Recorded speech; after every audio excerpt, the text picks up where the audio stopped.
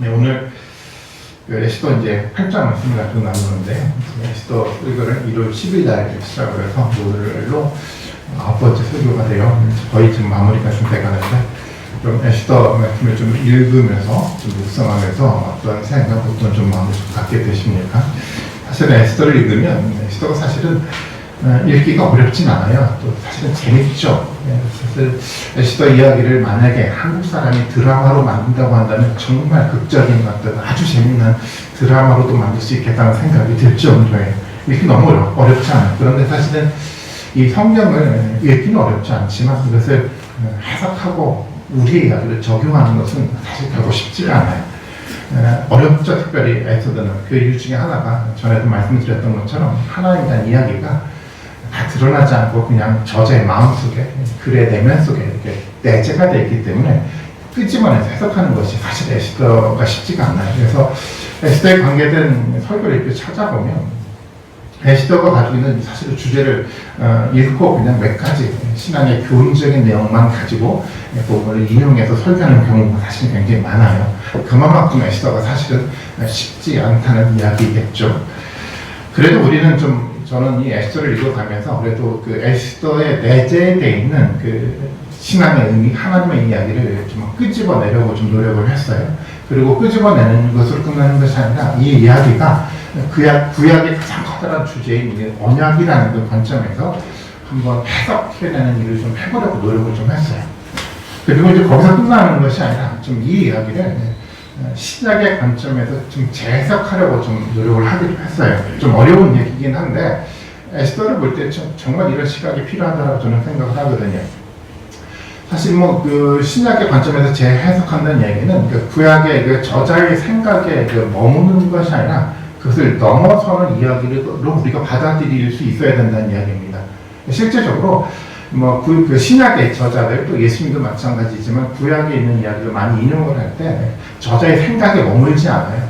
그 안에 머무는 것이 아니라 그것을 능가하는 이야기로 재해석해서 신약의 저자들, 또 예수님은 구약의 이야기를 좀 다루고 있는데 우리도 좀 마찬가지여야 합니다. 그래서 에스더 이야기를 옛날 에스더 이야기, 유다 민족의 이야기가 아니라 복음의 관점 속에서 재해석해서 받아들여서 더 확대해서 받아들일 수 있는 그런 관점이 좀 필요해요. 그래서 저는 그 앞부분에는 이제 유다 민족에 대한 이야기를 좀 이끌어왔지만 뒷부분으로 가면 갈수록 제가 조금 더 예수님에 대한 이야기로 이 부분을 좀 해석해서 여러분들에게 좀 말씀을 드리려고 좀 노력을 좀 하고 있어요. 그래서 확대돼 간다는 얘기는 저자의 생각을 넘어선다는 얘기는 저자의 생각과 관계없는 다른 이야기를 한다는 얘기가 아니라 그가 가지고 있었던 어렴풋한 이야기, 그 이야기를 아주 선명하게 재해석해서 우리 이야기로 받아들인다는 얘기입니다. 좀 어렵죠? 이런 얘기를 들으면 왜 이렇게 어려워라고 생각이 들지 모르겠지만 저는 그렇게 생각해요. 이것이 어려운 얘기가 아니라 사실 우리에게 익숙하지 않은 얘기고 낯선 얘기이기 때문에 어렵게 느껴져 가는 거예요. 사실 이 이야기가 우리 가운데 아주 익숙해져 가고 낯선 이야기가 아니라 아주 익숙한 얘기로 반복이 되가면 언젠가 이 이야기가 너무 어렵지 않게 쉽게 우리 가운데 충분하게 받아들여줄 수 있다고 저는 믿고 있어요. 그래서 제가 목표하고 제가 설교하는 목적이 바로 거기에 있습니다. 여러분들이 어렵게 느껴지는 이 관점을 아주 쉽게, 아주 익숙하게 받아들여지는 그 날이 될 때까지 여러분들이 반복해서 이 이야기를 좀 하려고 합니다. 어쨌거나 한번 그 복잡한 얘기는 나중으로 좀 밀어내고요. 오늘은 이제 8장 속에 나타나 있는 그 하나님 이야기를 한번 끄집어내 보도록 하겠습니다. 오늘 본문을 통해서 우리가 알 수 있는 것처럼 사실 오늘 본문은 1절부터 17절까지 이야기입니다. 모르드게하고 에스더의 관계가 그동안은 왕에게 드러나지 않았어요. 물론 우리는 알고 있죠. 모르드게와 에스더의 관계를 알고 있지만 왕은 몰랐어요. 근데 오늘 본문 속에서 드디어 왕에게도 이 관계가 다 드러났어요. 이런 관계였구나라는 사실을 왕이 알고 난 다음에 어떻게 하냐면 왕에게 뭐죠? 그동안 하만에게 내줬던 왕의 반지를 뺏어서 누구에게 주죠? 이제 모르드게에게 다 주게 돼요. 이제 모르드게에게 주게 되는데 반지를 주었다는 의미는 어떤 의미냐면 나라 전체를 누구에게 맡기는 거죠? 모르드게에게 이제 맡긴다는 선언과 같은 거였어요. 물론 왕이 나라를 어떤 그 통치하고 나라 위에 군림하기는 하지만 실제적인 모든 어떤 일은 통치는 실질적으로 이 왕의 반지를 가진 사람이 하게 되지 않습니까? 근데 모르드게가 이 나라의 실세가 돼버린 거예요. 어떻게 이런 일이 생겨날 수 있죠? 앞서 이제 했던 이야기 우리는 기억할 거예요. 그 왕이 그 에스더에게 이런 얘기를 하잖아요. 내 소원이 무엇이냐라고 물었더니 에스더는 뭐라고 답변을 하죠? 내가 왕은 나라의 절반이라도 주겠다라고 이야기를 했어요. 근데 에스더의 답변은 나라의 절반이 아니라 내게 뭐가 필요하다고 얘기하죠? 유다 민족이 필요하다고 얘기를 했던 거예요. 아니 유다 민족만을 에스더가 구했어요. 주변의 사람들은 참 답답하게 느껴지지 않았을까요? 아니 바사라는 나라가 어마어마한 나라인데 그 나라의 절반을 주겠다고 하는데 아니요 나에게 그 나라가 필요하지 않고 세상 사람들 볼 때 정말 아무도 가치 없게 보는 이 작은 민족 유다 민족을 내게 주십시오라고 이 에스더가 답변을 하더라는 거예요. 어떻게 생각해보면 이게 뭐 두 번 다시 올 기회가 아닌데 이런 어떤 상황 속에서 이 에스더에 구하는 것은 거대한 나라가 아니었어요. 아주 작은 유다 민족이었어요. 에스더의 마음에 있는 것은 분명하잖아요. 에스더는 마음속에 나는 거대한 나라를 소유하겠어 이런 마음 갖지 않았어요. 에스더의 마음속에서는 이 하나님의 유다 민족 하나님의 언약이 실현된 유효한 이 작은 공동체를 에스더는 꿈꾸고 살았다라는 겁니다.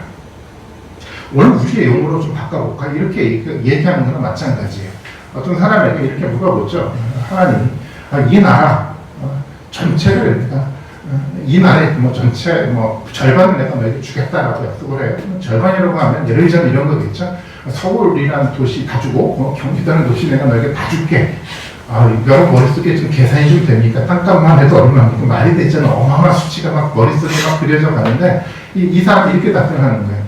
다 필요 없어요. 나는 그냥 신소배라는 이 작은 공동체만 주시면 돼요 라고 답변을 했어요. 여러분 마음속에 어떤 생각이 들죠? 이렇게 바보 같은 사람이 어디 있어? 아니 정말 바보 같지 않아요? 아니 이 어마어마한 나라를 왜 포기하고 이 작은 공동체를 달라고 이런 이야기를 할까요? 에스더의 마음에는 이것이 가치가 있었던 거였어요. 거대한 나라, 이 바사라는 나라의 가치를 두지 않고 작지만 하나님의 말씀이 실현되는 하나님의 언약이 유효한 이 공동체가 이 에스더의 마음속에 있었다라는 거예요. 이것이 에스더의 마음이었어요. 그런데 오늘 본문을 통해서 우리가 알게 되잖아요. 그것을 소홀했는데 결국은 이 왕은 모르드게와 에스더에게 뭐를 줍니까? 나라의 정권을 맡기게 되는 거예요. 가장 소중한 가치 있는 것들을 원했을지 모르겠지만 하나님은 어떻습니까? 가장 이 가치 있는 이 일을 통해서 결국 뭘 줍니까? 이 세상의 모든 고난을 사실은 이 가치를 꿈꾸는 사람에게 하나님은 맡기는 거예요. 이게 하나님 원래 계획 아닙니까? 원래 하나님이 이 세상을 다 창조하고 난 다음에 또 이 세상의 모든 것들을 다 누구에게 주십니까? 그 나라를 꿈꾸는 사람이에요. 하나님 말씀을 간직했던 그 가치가 무엇인지를 알고 있는 그 사람에게 이 나라의 모든 세상의 정권을 주게 돼 있어요. 저는 이것이 하나님의 역사라고 생각합니다. 이 말씀을 이제 묵상하면서 떠올랐던 한 사람이 있어요. 그게 솔로몬이었습니다. 여러분 솔로몬 아시죠? 솔로몬도 하나님이 내 소원이 무엇이냐라고 물었어요. 솔로몬이 뭐라고 답변을 합니까? 자신의 부귀영화를 달라고 얘기하지 않았어요. 솔로몬은 뭐를 구합니까? 지혜를 달라고 그랬어요. 근데 이 지혜도 자신을 위한 지혜가 아니라 이 지혜를 통해서 뭐를 실현하고자 하는 열망이 솔로몬 마음 가운데 있었습니까? 이스라엘이라는 이 나라를 하나님의 의로운 통치의 나라로 만들기 위해서 지혜를 달라야 했던 거였어요. 솔로몬의 마음속에는 이 거대한 이 나라를 보면서 어떤 생각을 가졌냐면 나는 거대한 나라 필요 없어요. 부귀영화 필요 없어요. 단지 이 나라를 하나님의 나라로 실현할 수 있는 지혜만 내게 주시면 됩니다라고 하나님께 이야기했던 거였어요. 하나님의 마음은 명확했어요. 하나님의 마음에 있는 그 이야기를 솔로몬이 요구한 거였거든요.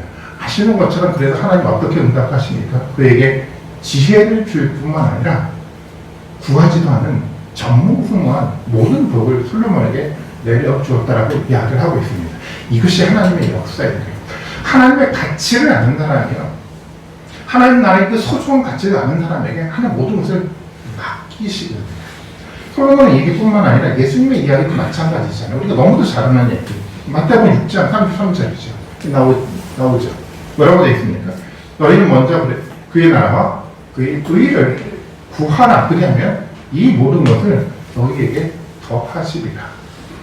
물론 여기서 우리는 뒷부분을 지워버려야 돼요. 이 모든 것을 너에게 더하리라는 것을 지워버리고 앞에 있는 것을 초점 맞춰야 되는데 보통 사람들은 앞에 있는 걸 지워버리고 뒤에 있는 것만 보도록 하나님 나라만 구하면 이 모든 것을 더하겠다고 하니까 내가 하나님 나라를 구해야지라는 이 얄팍한 생각을 가지고 구할 수도 있는데 그런 얘기가 아니에요. 모든 것을 더한다는 건 우리 마음속에 지워버릴 때 우리 마음의 중심이 어디 맞춰져 가야 된다는 거죠. 하나님 나라예요. 하나님의 의로움이에요. 하나님 나라의 가치, 그 소중함들을 품고 이것을 구하고 살아갈 줄 아는 사람이 돼 가야 된다는 겁니다. 이런 마음을 가지는 사람이에요. 이렇게 마음이 자세가 되어 있는 그 사람에게 하나님 뭐를 주죠? 이 세상에 정권을 주겠다라고 약속하는 것과 마찬가지예요. 어쩌면 왕이 지금 모르드게에게 주는 이 사건을 통해서 이 성경 저자는 하나님 우리에게 준비한 하나님 나라의 약속이 된 정권의 의미가 무엇인지를 우리에게 저는 이야기하고 있다라고 믿고 있습니다. 이것이 역사 속에 있었던 이야기라고 한다면 이 이야기는 오늘 우리의 이야기가 됩니다. 우리에게도 마찬가지인 겁니다. 우리에게도 동일한 이야기가 되는 거예요. 하나님의 교회를 통해 하나님 나라를 꿈꾸며 그것을 소원으로 기도하는 사람에게는 하나님이 이런 반절의 역사를 우리에게 선물로 주시는 거예요. 말도 되지 않은 이 기적의 역사예요. 어떻게 이런 일이 벌어져 갑니까? 그런데 이 기적의 역사가 하나님의 마음을 알고 하나님 나라를 꿈꾸고 사는 사람에게 주어지는 아주 상식적인 역사라는 겁니다. 모르드게에게는 상상할 수는 없는 일이 일어났어요. 기적과 같은 일이 일어났어요. 그런데 그것이 이 기적과 같은 일이 이것이 하나님의 역사인 거예요.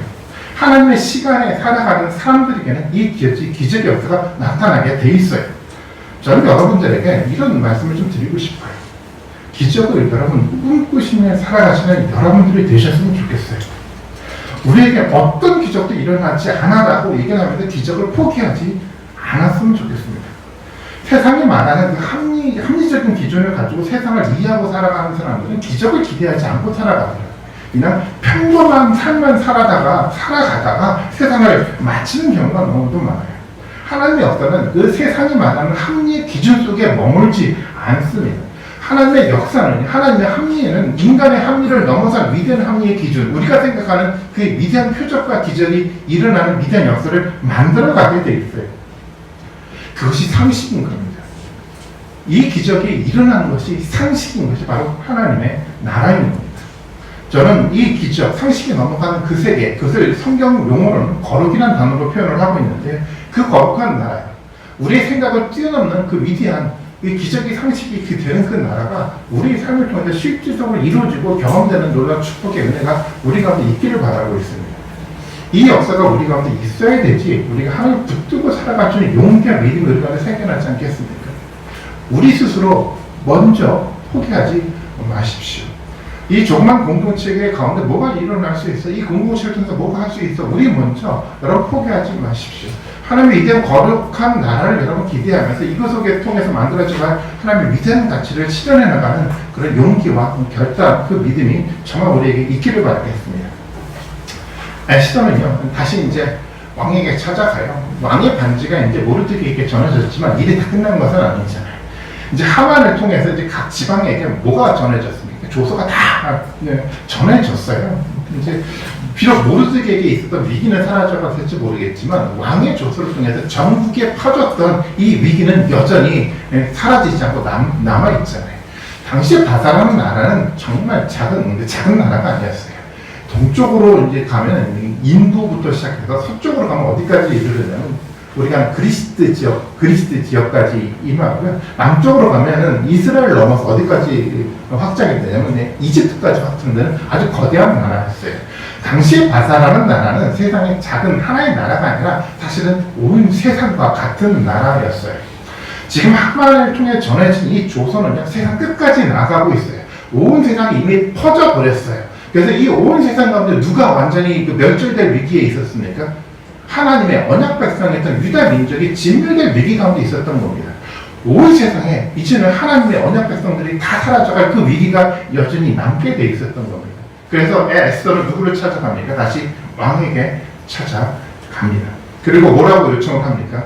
왕이 하만을 통해 썼던 조서를 이제는 철회해 주십시오라고 에스더는 왕에게 요구를 하죠. 그래서 어떻게 합니까? 왕이 다시 조서를 다시 써요. 누구를 위한 조서입니까? 유다 민족을 위한 조서를 다시 썼습니다. 그리고 이 조서가 이제는 어떻게 됩니까? 온 전국에 다시 전달되는 그 이야기가 오늘 본문의 기록입니다. 근데 이 본문의 이야기를 잘 읽어볼 필요가 있어요. 그 용어라든가 그 이야기 자체를 읽어보면 우리는 또 다른 이야기를 발견할 수가 있는데요. 에스더 8장 9절 말씀 봐볼까요?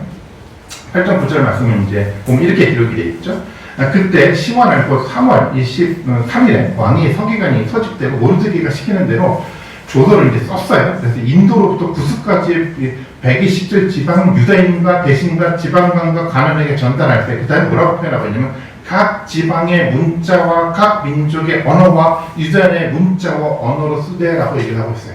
이 아시는 것처럼 바다라는 나라는 하나의 나라가 아니라 여러 민족을 뭐죠? 이렇게 다 지배한 나라잖아요. 각 나라의 방언으로 이제 살아가고 있는데 그 모든 사람들이 알 수 있게끔의 각 나라의 언어, 문자로 그들에게 전달이 됐다라고 얘기 좀 하고 있어요.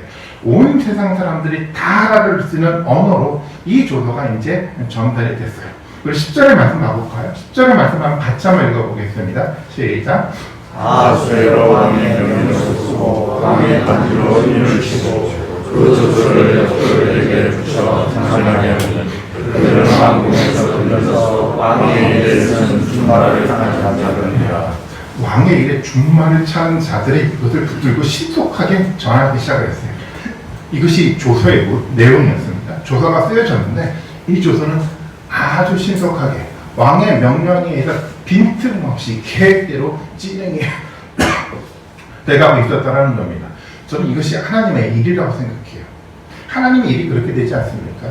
하나님의 일이요 아주 신속하게 진행돼요. 아주 계획적으로 빈틈없이 하나님의 일은 지금도 진행돼 가고 있어요. 우리가 막연하게 언젠가 되겠지. 하나님의 시간이 그렇지 않아요. 하나님의 역사 일은요 지금도 아주 신속하게 아주 계획대로 빈틈없이 지금도 진행돼 가고 있다는 겁니다. 하나님 일이 그렇지 않습니다. 우리 눈에 보이지 않는다고 해서 하나님 일이 그냥 멈춰서는 것이 아니에요. 지금도 이 순간도 아주 신속하게 진행돼 가고 있어요. 하나님의 계획대로 진행돼 가고 있어요. 저는 우리 모두가 하나님이 진행하고는 이 신속한 하나님의 그 역사 위에 저는 올라타야 된다고 저는 생각하고 있어요. 그 위대한 역사 가운데 우리가 함께해서 그 위대한 역사를 함께 경험하는 놀라운 역사, 그 은혜가 우리 가운데 있어야 되지 않겠습니까? 저는 그 역사를 우리가 경험해야 된다고 좀 믿고 있어요. 이 본문을 좀 읽으면서 이 조서는 제 눈에는 예수 그리스도처럼 보였어요. 그러니까 위기에 놓여있던 온 세상을 위해서 하나님 아주 신속하게 보내는 조서, 바로 예수 그리스도가 바로 이런 모습 아니겠습니까? 하나님이 신속하게 보내요. 실제로 정말 빈틈없이 하나님의 계획대로 이 예수 그리스도가 보내져 가는데 아시는 것처럼 에스더가 기록되고 난 다음에 500년 시간이 흐르고 난 다음에 예수 그리스도는 실제적으로 역사 가운데 오셨어요. 빈틈없이 아주 완벽하게 하나님의 계획은 분명하게 이루어진다는 것이 이 에스더의 이야기였었습니다. 그리고 8절의 이야기를 우리가 주의해서 읽을 필요가 있어요. 8절의 말씀을 같이 한번 읽어보겠습니다. 시작. 왕이는 왕의 명의로 유다인에게 조서를 표대로 쓰고 왕의 반지로 인을 칠지어다. 왕의 이름을 쓰고 왕의 반지로 인친 조서는 누구든지 철회할 수 없습니다. 왕이 인친 조서는 누구든지 철회할 수 없습니다. 이게 인친다라는 개념이에요. 인을 치면요, 이것은 철회되지 않아요. 이거는 완성이 되는 거예요. 이것이 왕의 명령인 거죠. 인을 쳤다는 것은 변경되지 않는다는 것을 말해요. 위조되지 않아요. 인친 것은 반드시 이루어집니다. 우리 눈에 완성돼 보이지 않았다고 하더라도 완성된 것이나 마찬가지. 인을 쳤다는 것은 완벽하게 이루어질 것을 약속하기 때문이라는 겁니다. 그러니까 우리도 인침을 받았습니다. 누구에게 인침 받은 줄 아십니까? 우리가 성령의 인침을 받았다라고 사도 바울이 소개를 해요. 동일한 용어를 사용하고 있는데요. 에베소서 1장 13절 말씀 봐볼까요? 바울의 이야기입니다. 같이 한번 읽어보겠습니다. 시작. 그 안에서 너희도 진리에 말씀으로 너희의 구원의 복음을 듣고 그 안에서 너희도 약속의 성령으로 인치심을 받았으니. 인침을 받았다는 이야기를 좀 하고 있는데 여기서 이런 얘기를 하잖아요. 복음을 듣고 그 안에서 또 믿어. 그래서 우리 가운데 뭐가 이루어지죠? 하나님의 구원이 이루어져 가는데 사도 바울은 이렇게 용어를 썼어요. 구원이라는 용어를. 성령, 약속의 성령의 인치심을 받은 거예요. 우리 가운데 하나님의 어떤 약속이, 하나님의 구원이라는 것이 선언이 됐다고 한다면 그 누구에게 인침받으면 성령을 통해서 인침을 받았대요. 인침을 받았다는 것은 어떤 얘기입니까? 결단코 이것은 철회되지 않아요. 결단코 이것은 중단되지 않아요. 빈틈없이 하나님의 계획대로 완성돼 간다는 것이 이 사도 바울의 이야기이고 의미였다라는 겁니다.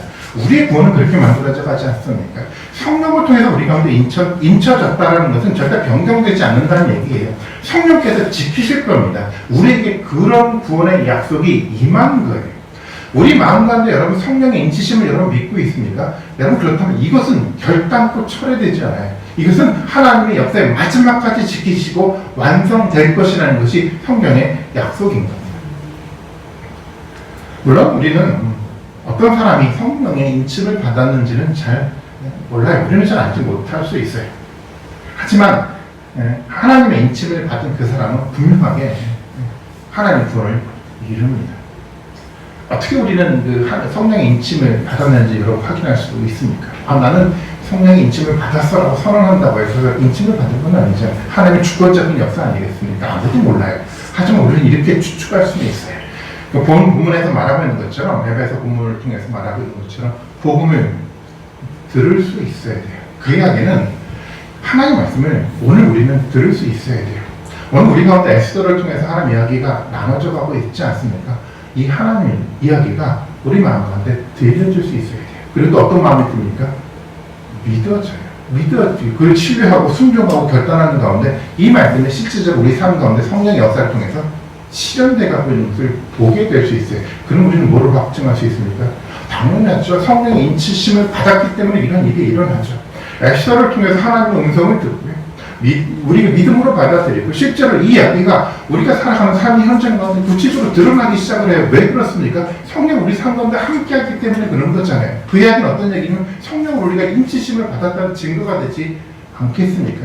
그 증거가 있다고 한다면 하나님 우리에게 이야기를 하는 거예요. 철회되지 않은 구원의 약속이 우리 가운데 임한 겁니다. 여러분 자신감을 가지고 담대하게 여러분 살아가신 여러분들이 되셨으면 좋겠어요. 막연하게 옛날의 기억을 이렇게 더듬어 보면서 나 옛날에 구원, 내가 믿음을 가졌던 것 같아.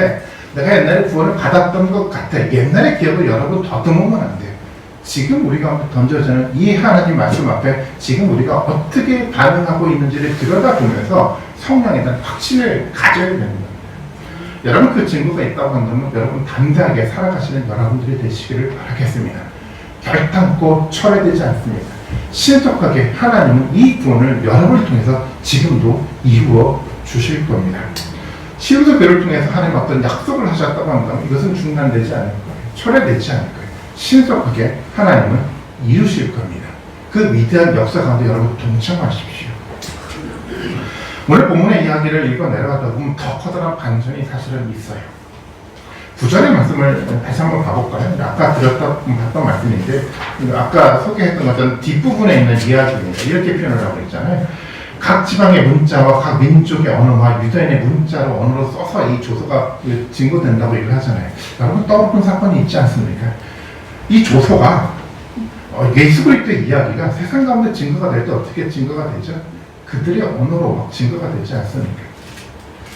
복음의 메시지가 그래요. 복음의 메시지가요. 단순하게 유다 민족의 메시지로 끝나지 않아. 이 민족의 이야기가 어떻게 만들어져 갑니까? 각 나라의 언어와 문자로 만들어져서 온 세상 가운데 증거되는 역사가 만들어져 가지 않습니까? 17절 말씀 봐볼까요? 17절, 8장 17절 우리 같이 한번 읽어보겠습니다. 시작.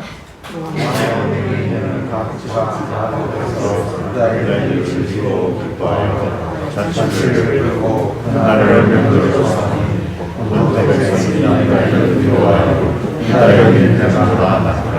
여러분 이게 눈에 좀 들어오죠. 이제 유단에 대한 이야기의 조서를 세상 가운데 전해졌어요. 유단에 대한 두려운 마음이 들기 시작했어요. 그래서 사람들이 어떻게 돼요? 이방 사람들이 유단이 되고자 시도하기 시작을 했다는 거예요. 여러분 이야기 속에서는 물론 에스더가 명확하게 이것을 확실하게 드러내지 않지만 우리는 이 가능성을 여기서 보지 않습니까? 하나님이 유대인을 존귀하게 만들었어요. 모르드게와 아이시들을 존귀하게 만들었어요. 근데 그것을 끝내지 않고 더 커다란 반전의 역사가 일어나네. 이 존귀한 이 사람의 역사를 통해서 뭐가 만들어져 가죠? 이방의 사람들이 유단이 되려고 하고 있다는 거예요. 복음을 붙들고 살아가는 이 공동체가요, 하나님의 종교함으로 인정된다고 한다면 그곳에 머물지 않고요, 세상의 이방 나라가 하나님의 복음으로 변화되는 역사가 있겠다는 약속 철학처럼 들리지 않습니까? 이제는 유다 민족의 이야기가 유다 민족의 이야기로 끝나지 않아요. 이제 어떤 가능성을 열어봤습니까? 이제 유다 이야기가 아니라 온 세상을 위한 이야기로 준비가 돼가기 시작했다는 겁니다. 모든 나라의 이야기로 변화가 돼가고 있다는 겁니다. 우리 역사도 마찬가지예요. 여러분, 우리의 삶 속에 나타났던 하나님의 이야기가 우리 속에 머물지 않아요. 우리 이야기 속에 존귀하게 만들어져 간다고 한다면 이제는 우리의 얘기가 아니라 세상의 이야기로 확장돼가요. 이것이 복음의 역사거든요. 이것이 좀 반전의 역사라고 생각합니다. 사실은 실질적으로 이 이야기는 이스라엘을 선택한 목적이기도 했어요. 아시는 것처럼 하나님이 아브라함을 선택했잖아요. 왜 그렇습니까? 그에게 복을 주었어요. 왜 복을 주었습니까? 이제는 아브라함의 복이 어떤 누구에게 복으로 연결이 돼갑니까? 모든 민족에게 복음의 확장이 돼가는 거예요. 이것이 아브라함을 선택한 하나님의 목적이었어요. 이미 이스라엘을 선택할 때부터 하나님의 마음속에 존재하고 있었던 것은 뭐냐면 이제 이 이야기가 이스라엘을 위한 이야기가 아니라 온 세상을 위한 이야기로 만들어가기엔 하나님의 계획이 그 가운데 있었잖아요. 우리가 잘 아는 출애굽기 19장 이야기도 동일하지 않습니까? 신에서 언약에서 이스라엘 백성들을 축복을 해요. 그러면서 이런 약속을 하잖아요. 내가 너희는 내 소유가 되겠다라고 얘기를 해요. 거룩한 백성이 되겠다고 얘기를 합니다. 그 다음에 이 용어를 쓰지 않습니까? 제사장 나라로 만들겠다라고 얘기를 해요. 제사장 나라로 만든다는 얘기는 어떤 얘기입니까? 이 이스라엘 나라를 통해서 어떻게 되죠? 믿지 않는 세상의 모든 이방 민족들 가운데 하나님의 위대함들을 드러내는 그 중간 역할을 하게끔 이스라엘을 선택했다는 하나님의 약속인 거죠. 구약 성경부터 이미 하나님의 마음은 정해져 있어요. 비록 작은 이 나라일지 모르겠지만 존귀한 몇 사람의 이야기라고 느껴질지 모르겠지만 이 이야기를 통해서 이제 이것이 온 세상의 이야기로 확장시켜 나갈 거라는 하나님의 꿈이 그곳에 담겨져 있었다는 겁니다. 이사야 2장 2절의 말씀, 제가 자주 인용하는 말씀인데 이사야 2장 2절에도 똑같은 표현이 있지 않습니까? 한번 볼까요? 이렇게 표현하고 있습니다. 만일에 여호와의 전이 산이 모든 산 꼭대기에 굳게 서는데 모든 작은 산이 튀어나게 만들어져 간다는 거예요. 당연히 튀어나게 되죠. 그러니까 어떻게 됩니까? 만방이 그리로 몰려들 것이라. 이것은 하나님의 약속이에요. 존귀한 사람은요, 드러나게 돼 있어요. 빛으로 드러나게 돼 있어요. 그럼 어떻게 됩니까? 만방이 그 빛을 보고 몰려들게 돼 있어요. 이것이 하나님의 역사인 겁니다. 사도행전 1장 8절 얘기 우리가 너무도 잘 알잖아요. 동일한 이야기 속에서 이 이야기가 또 증거가 돼가고 있어요. 오직 성령이 임하시면 너희가 권능을 받아요. 예루살렘과 온 유다와 사마리아 땅끝까지 이르러 내 증인이 되리라. 예루살렘으로부터 시작됐던 이 복음의 역사가 그 속에 머물지 않고 이제 어떻게 됩니까? 온 세상을 향해 확장돼가는 놀라운 역사를 지금 말하고 있지 않습니까? 저는 이것이 반전의 역사라고 생각을 해요. 우리 속에 머물러 있던 역사는요, 우리 역사로 끝나지 않아요. 하나님 존귀한 사람으로 우리가 준비되고 만들어져 갔다고 한다면 이 역사는 여기서 중단되지 않습니다. 신속하게 이것은 온 세상의 이야기로 만들어져가는 놀라운 반전의 역사를 만들게 돼 있어요. 유다의 역사는 이제 하나님의 역사가 돼요. 하나님 나라의 역사가 됐어요. 유다의 역사는 이제는 모든 온 세상 가운데 있는 하나님의 교회의 역사로 확장돼 갔어요. 이것이 좀 하나님의 이야기라고 저는 믿고 있습니다.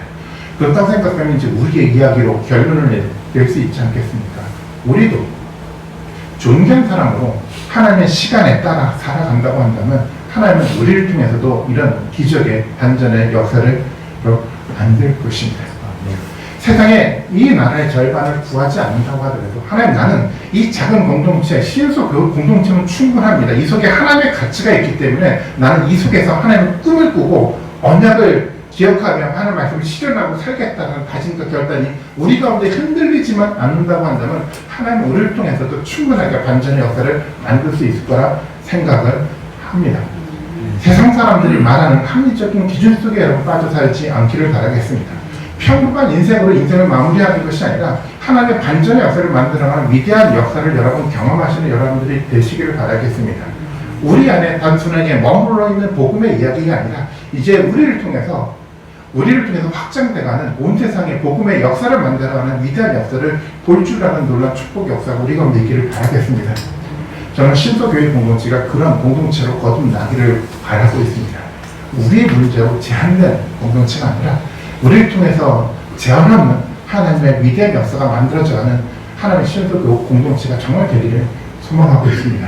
그런 마음으로 여러분들도 함께 정말 기도하고 좋은 현상으로 준비해 나가는 가운데 하나님이 정말 이 교회 공동체를 통해서 하나님 위대한 꿈을 꿀 수 있는 놀라운 역사의 은혜가 우리 모든 분들 가운데 정말 함께하기를 주님의 이름으로 축원드리겠습니다. 아멘. 기도하시겠습니다.